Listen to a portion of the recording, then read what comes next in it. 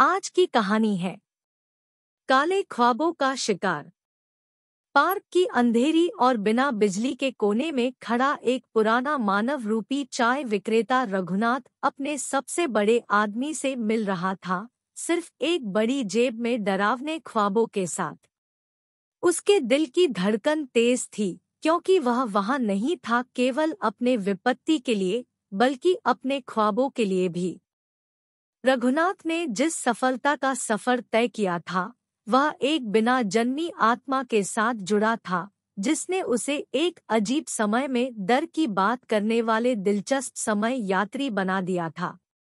दुकानदार अपनी कहानी शुरू करता है।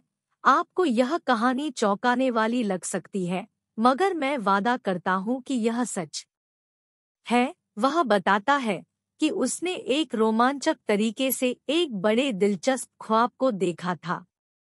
ख्वाब में वह एक गहरी गुफा के अंदर था, जिसमें एक पुरानी पुस्तक का पता लगाने का साक्षात्कार कर रहा था।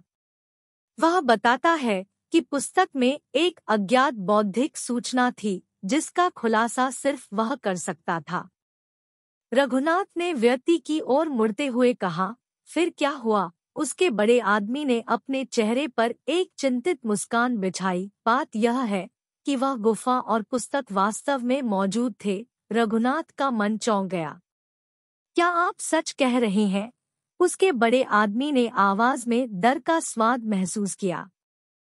हाँ, और मैंने वह पुस्तक खोली थी। खुदा के आसपास की जगह पर वहाँ कुछ विचित्र था। रघुनाथ ने पूछा, विचित्र कैसे? उसके बड़े आदमी ने अपनी वाणी को बारीक ध्वनि में कसा। वहाँ लिखा था कि जो व्यक्ति इसे पढ़ता है, वह अदृश्य बन जाएगा। रघुनाथ अपने ख्वाबों के साथ उस बड़े आदमी की बातों को गौर से सुन रहा था, और फिर उसने एक तरह की उत्सुकता के साथ पूछा, क्या आपने वह पुस्तक कहीं रख दी है?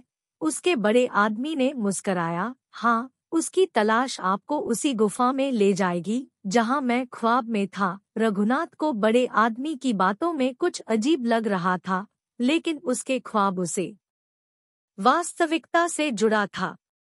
वे एक साथ गुफा की ओर बढ़े, जहां उन्होंने पुस्तक की तलाश की और खुद को अदृश्य बनाने का प्रयास किया।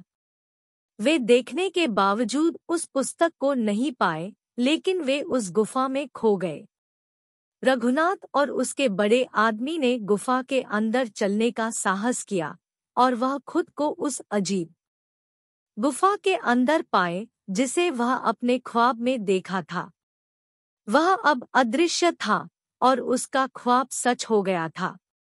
कहानी यहाँ खत्म होती है, और एक तहसीन हवा का जोरदार झटका आया, जिससे ख्वाब और वास्तविकता के बीच का सीमा मिट गया।